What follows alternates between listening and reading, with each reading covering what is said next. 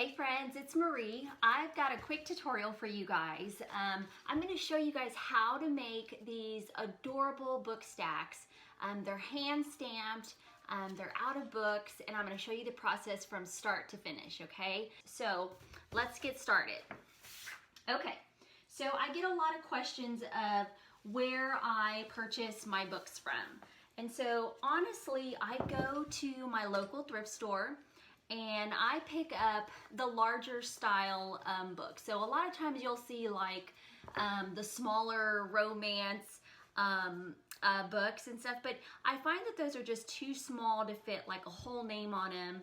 And then also sometimes the edges are just not thick enough. I try to go for like at least an inch thickness, so that way when I am stamping, my stamps have enough space to where they're not falling over on the edges and then they're not so crammed together. So I've got a whole bunch of them here. Let me see. I'm gonna make a stack of 3. Okay, so all you're doing is you're just gonna remove the outer cover, and these are the soft covers. These aren't the big bulky thick covers, okay? I've tried those before and for some reason they're a lot harder to remove. So I try to always find the soft covers. And what you want to do is when you're removing the cover, you see here, you just want to make sure that you get most of the print off, okay? So that way you have a nice clean edge here. And then also the front page, you want to make sure that you have a little bit of text or you have like a clear page. And I don't know, sometimes I like just reading the little messages. Sometimes, you know, the writer, the author dedicates the book to somebody, and they're just some really sweet messages on here. So I like to leave those for my top book stack, okay? So I'm going to go ahead and finish this other one. Just bear with me. And this one's kind of, there we go. I was like, most of the time it comes off pretty easy, but anytime you find yourself having to take a little extra time on it, just maybe even use a little razor blade to pull that extra, those extra pieces off, okay? So let's see.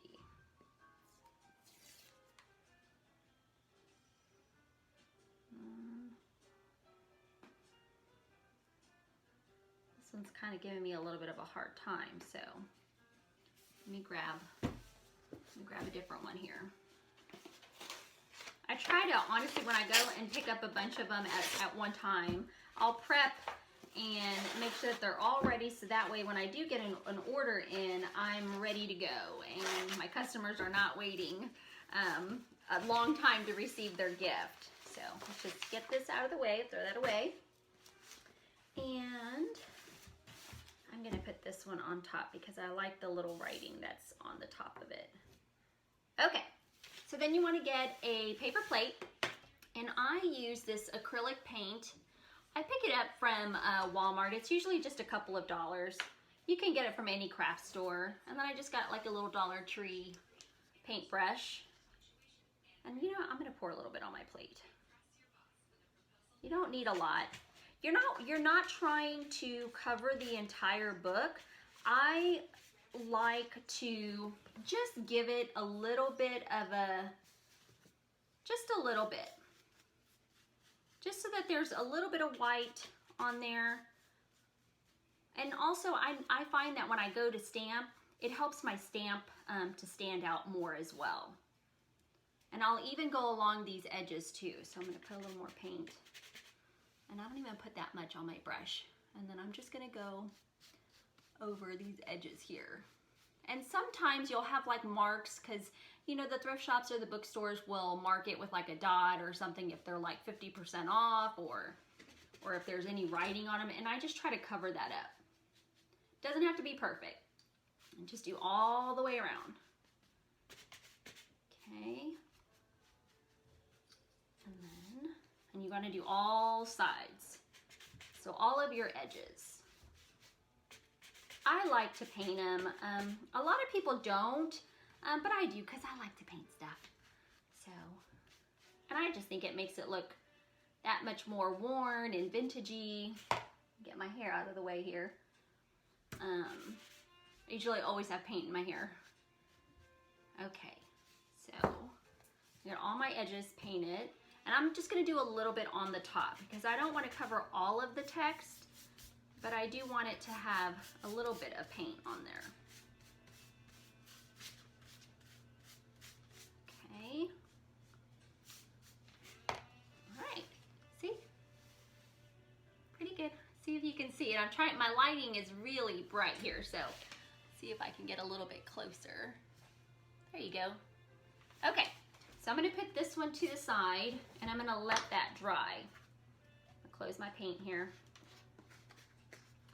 Okay, I already have one stack already done. So let me just grab one of these. Okay. So I've already painted this one and it's had plenty of time to dry. So there we go. Actually, that one hasn't been painted all over on the sides, but okay. But the front has been painted, so that's good. Okay. So then what you'll need is you can pick up these little stamp ink pads from, I can't find mine at Walmart because I have a really small Walmart, but I will get these at Joann's or Hobby Lobby, and it's just in black. It's black tuxedo, okay? And then you also have these little stamps. They're like wooden stamps with the rubber part on the bottom. Mine are kind of dirty because I use mine so much, but the letters on them are about just a little under an inch, so they're nice and big, okay? So let's see here. I'm trying to think of what name I want to do on these, or maybe I'll just do a Home Sweet Home, okay? So what I do is I will just grab my top book, open up my ink, and just go ahead and pull out all of your little stamps here. So to spell home, so H-O-M-E, and that way I have them in order, so that way I'm not misspelling anything and you're not having to go back and fix your work. And what I've noticed when I'm stamping, I just grab like a little stack of Post-its to just put here on the side, if you can see that. So that way when I'm placing my stamp, it's not going to touch the bottom of the book, okay? So let me see if I can zoom in a little bit closer for you guys, okay?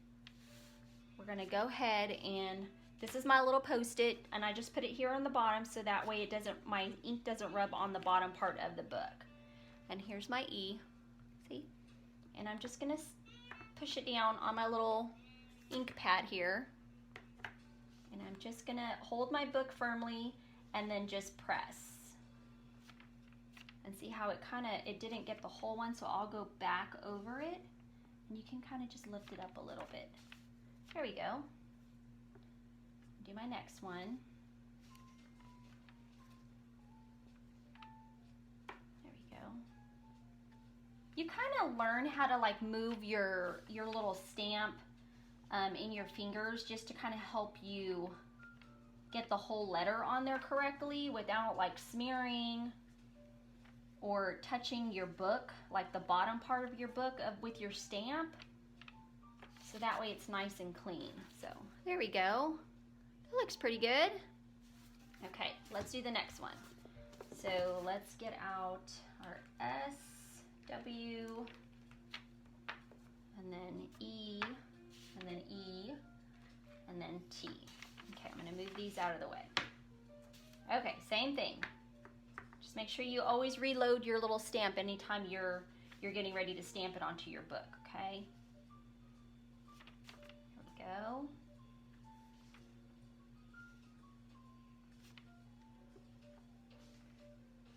Just take your time. If you smear it a little bit, you can always go back with a little paintbrush and some of your white paint and just kind of clean up around the edges wherever your stamp touches where it's not supposed to, okay?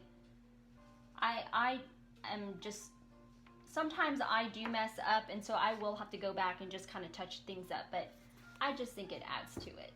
So, all right, we need one more home. Okay, H-O-M-E, here we go. And you could put your kids' names, you could put your pets' names. I mean, you can really do whatever you'd like. They're just so cute. And it makes the cutest little decoration or you know, gift for somebody in your family or a friend or a neighbor.